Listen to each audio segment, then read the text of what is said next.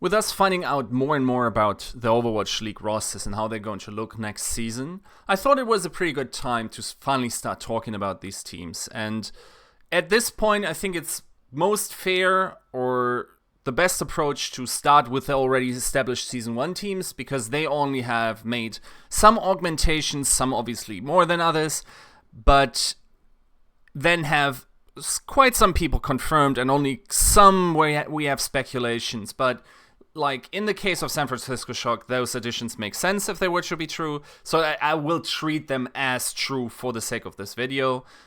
I agree that if you have reservations about the timing of this video, yes, this is highly speculative, and I don't think it would be fair to hold me to these analysis points post-season, but we will see how this shapes out over the season, especially in the start, and then obviously there are so many variables that can happen in an Overwatch League season, such as patches, such as like players falling sick or some other things happening that are unforeseeable at this point in time. But it's still, I think, a valuable thought exercise to sort of see and sort of also in this case build up the hype around this team. Now, obviously, San Francisco Shock, one of the worst teams, you have to say, and that is me using language as in the lower half of the bracket. Certainly not in playoff reach. I also think probably didn't look like a playoff team other than in stage 3, even though they probably have a better score than they looked like at this point. And now they have sort of reshuffled, have refocused their efforts, have brought in some talent, and now are going into the next season under the guidance or the overview of, obviously, former Boston head coach Krusty. Now, Krusty, to me, strikes me as a sort of perfect Overwatch guy. If you don't know what that means, I recommend watching my last video. It's about perfect and pragmatic Overwatch approaches, and I think Krusty has a pretty good idea what he wants from a team. So him now being given, supposedly, sort of free reins on assembling a roster, obviously in combination with the other coaches, should pan out pretty well, because keep in mind, like, his last project with San Francisco Shock, with Boston Uprising, of course, massively overperformed, we have to say, at this point, in terms of the expectations that they came into the season and what it then finally was. Finally, then a playoff team, when some people had speculated that they might have been the worst team coming into Season 1. And I would have included myself in saying that I expected them to be one of the worst teams. Now, with that accolade coming in, also before that, in RC Foxes, RX Foxes, there's an interesting sort of concept, or rather structure, that follows Krusty. And one of the things you can say about him is that he seems to have an eye for flex supports. And not just having an eye, but he also is able to sort of elevate the level of those that he has in his team. Now, if we go back to RX Foxes, obviously the name that stands out there is Neko. For me, personally, when he played, a top 3 flex support in the Overwatch League, right? After Bedosin and obviously the first one being Jonak. So he already chose Neko, and then on this team was a player called Need, who we now know to be Iziaki from Valiant, and that's an interesting name as well. Now in comes Violet. That is the leaked or supposed new flex support player of O2 Ardent. And Violet, for those that aren't familiar, was an absolute beast on Zenyatta last season in Contenders Korea. Probably the most impressive Zenyatta. Probably a mad fragging Zenyatta. And, well, we won't assign Jonak-esque badges at this point, but he certainly seems to have a lot of talent going for him. Now, the question obviously is what can his Ana do if there was a lot of Ana? I trust Krusty to sort of elevate his level in that department as well, like he did with RX Foxes, who, by the way, were a top 4 team in that contender season. Now, let's think also, it is hard to evaluate coaches, but we have the top 4 in Contenders Korea, or Apex at the time. We have the Boston Uprising. We don't know how much of that was all his work, but he seems to at least be able, even if it's not just him that's doing that, he also seems to be able to surround himself with personnel that helps these teams reach higher highs, right? And I don't think that the last stage that he coached Shock for, where they went 5-5, is that necessarily indicative, because I have on this channel many times brought up the core of 4 principle, in which once a new core forms and then that core has a play style, it takes about 90 days to 180 days for this team to develop a play style. Now, that time frame was non-existent in San Francisco Shock under Krusty. So if he wanted to imprint a playstyle upon his team, yes, you can do a lot with high amounts of practice. You're not going to get there where the other teams are in the style you want to play. So I think judging him based, or judging the rest of the team based on that final score is probably not a fair point. And I also don't think his 5-5 was less impressive than Brad's 6-4 in the stage beforehand. All right, so I've so far only talked about Korean players, or rather coaches. So you think probably at this point, man, like they brought in Rascal, they brought in Smurf, they brought in Violet, this with already Architect and Choi there, this is going to be a Korean roster, right? I don't think it is. And that might solely be the reason, based on one man, that we haven't actually talked about a lot, or haven't seen a lot of talk about in the scene, and that is Moth. I have it on good authority that Moth is an insane shot caller, not just shot calling, but also someone that is an emotional leader. Once again, a topic on this channel. That is someone that does ult tracking very well, that can sort of, it has been described to me as people from before the Overwatch League that worked with him. He shapes the playstyle, he shapes the comms of the team. He tells the players what they are doing wrong in the moment and tries to sort of like guide them out of the way, tries to snap them out. And he does it in a very cerebral way. So I don't think there's actually any way, if all these sayings are true, that Moth is not starting next season. Even though it might just be ridiculous, but it is possible that Moth starts with 5 Koreans. It's that ridiculous, from what I've heard. Now, let's go down the list, right? So let's start with the Westerners. We already have Moths. Then, for me, up next, very interesting guy is Nevix. One of the oldest names in Overwatch, but seems to be able to reinvent himself every single time. And that's another thing about Krusty. He also, everything flex sort of seems to work better under him. So not just flex support, but also flex tanks. Now, Nevix, obviously, as a flex tank, has big shoes to fill if he wants to slot into this starting spot, but he might just do it. Let's compare him directly to Choi Yobin, formerly X6 support. Is also a... Well, no, that's actually not fair to say that he's a Contenders winner. I think Choi just played one game that entire Contenders season before he changed over to the Shock. So that badge doesn't fit him well. But, I mean, if you want to bring this up as an accolade, he has had at multiple points top 3 accounts on several different types of heroes.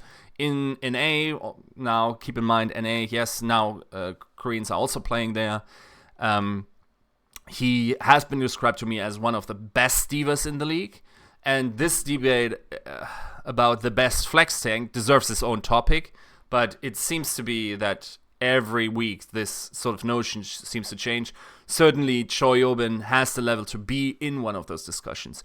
Now, I have it also on good authority that it's possible that Nevix, simply by sheer grinding, somehow in some comms gets in there. And once again, we're in a situation where we're highly speculative. We don't necessarily know how the meta would shake out, but Nevix obviously has played just about every role in Overwatch at this point, and it seems to be that he's able to reinvent himself.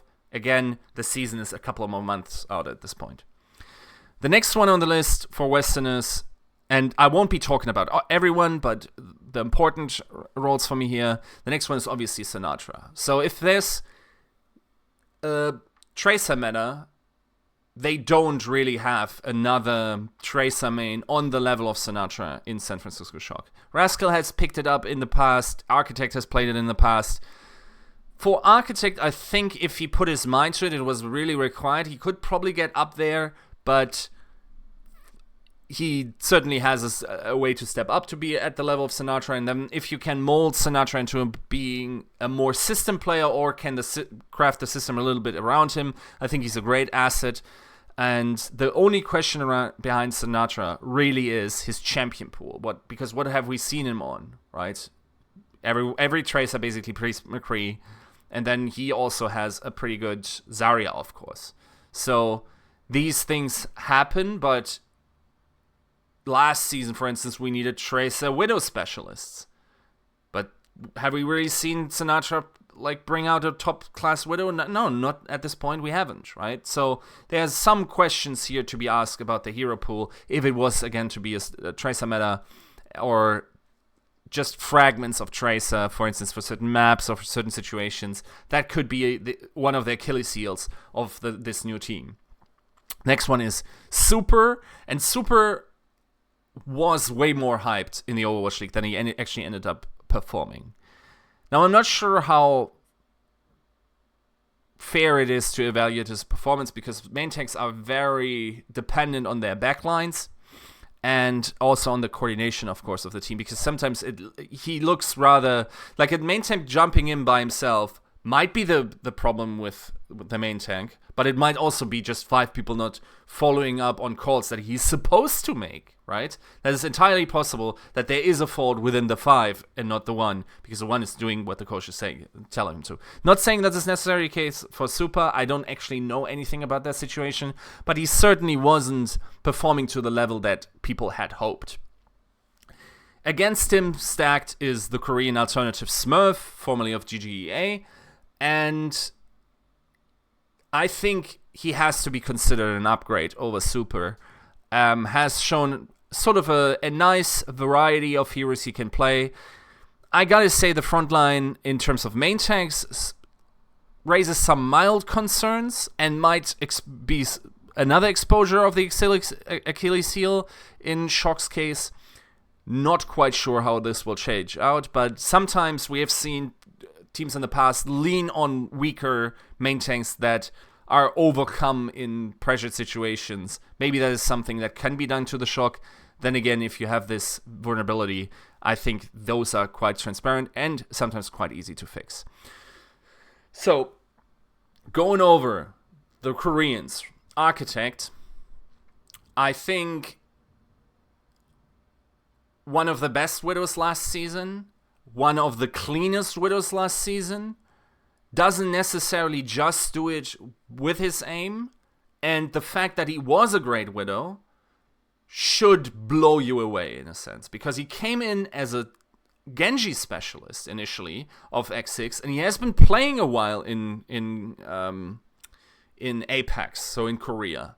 He was already an absolutely nuts Genji, one of the best Blade users, for instance, in Season 3. So he's been around for a while, and suddenly this guy comes out and suddenly also has a hit scan. So the question then is, what can this guy not do if he puts his mind to it? There's so wildly different skill sets. What can Architect do on top of it, right? Architect could easily be one of the best players in the Overwatch League if he has a team built around him. And to me, he's already a mini-flatter, and at times actually looked more impressive than him over the last season. I already talked about Choi. One name you certainly have to bring up is Rascal. Now, Rascal, formerly KDP, then London Spitfire, then Dallas, and everywhere he went, he was either the vocal leader or had some friction with his teammates, and friction is not necessarily bad, especially when we put it in context of the Overwatch League.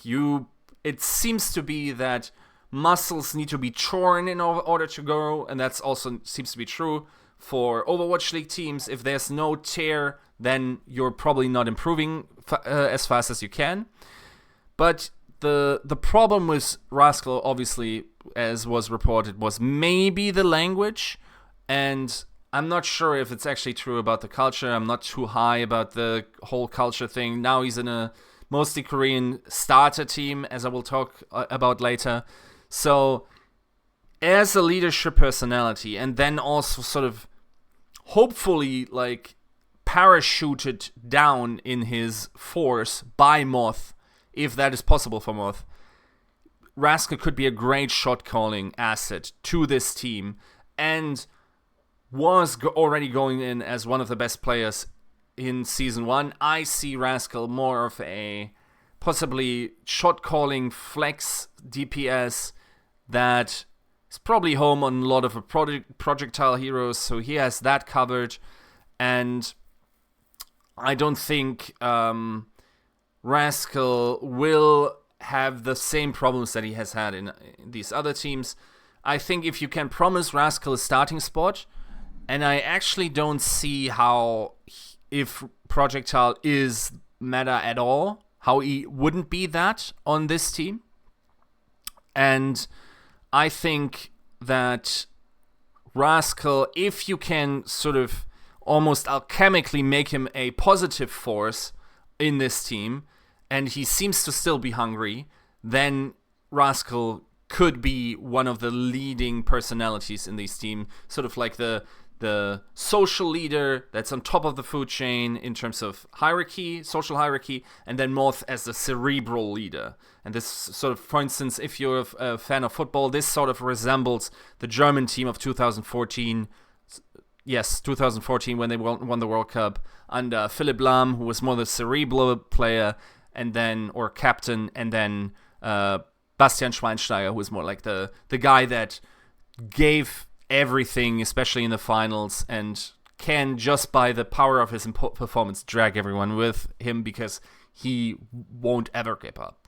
And if that dynamic can work in Shock, that is certainly a pretty huge asset for them.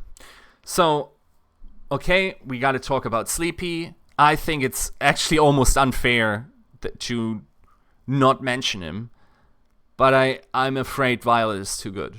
I'm afraid Violet might be one of the MVPs, or rather has MVP potential next season. He's that good. And I think if we're talking about 20 teams, Sleepy is absolutely one of the top 20 flex supports in the world. It's just unfortunate that it so happens that it very easily might be the case that Violet slots in at second, third, top 5, somewhere there next season. And I think in that regard, it's very hard to pass him up, especially in a team that likely will have more Korean members than Western members. Okay. So let's summarize. Who do I think should start for most of the season? Obviously, knowing nothing about the meta at this point, simply pound for pound, simply what kind of philosophy I ascribe to Krusty, and what kind of goals they are going to go after next season. I think one who will definitely start is Moth. You probably have to start Architect. You have to start Violet. Choi, Nevix is probably towards Choi, but I'm willing to entertain that Nevix once again reinvents himself into a very serviceable performer. I think Rascal should be starting in all projectile situations. Sinatra in the rest of them, obviously, like the trifecta of Sinatra, Architect, and Rascal very much depends on the meta, as does all DPS players. Rascal could actually end up being a starter all the time, depending on how the call structure works with them, because some coaches like to have their flex DPS call a lot. And then it is probably Smurf, or most likely on the starting position at this time for me. This is, once again, to just give you the caveats, this is highly speculative, but my goal with this video was to sort of raise a little bit of hype for them. I don't think I'm overestimating them at this time. I honestly think this team should be very upset for not making it into the Overwatch League playoffs based on what kind of assets they have in terms of the players, in terms of the coaching staff, in terms of the resources. This team should absolutely be a playoff team through the regular season, top 6 team at the end of it. And if they are not going to be, also keep in mind, knowing some of the leaked rosters and doing my personal list, I still think they should be in the top 6 of all the rosters as far as they've been assembled at this point. I hope that sort of created a little bit hype for the San Francisco Shock fans. Also hope that it sort of, even though I think you're quite whacked for thinking this, but it took some of the fear away that this will be a full Korean roster. I personally don't think you can waste an asset like Moth. And yeah, thanks for watching.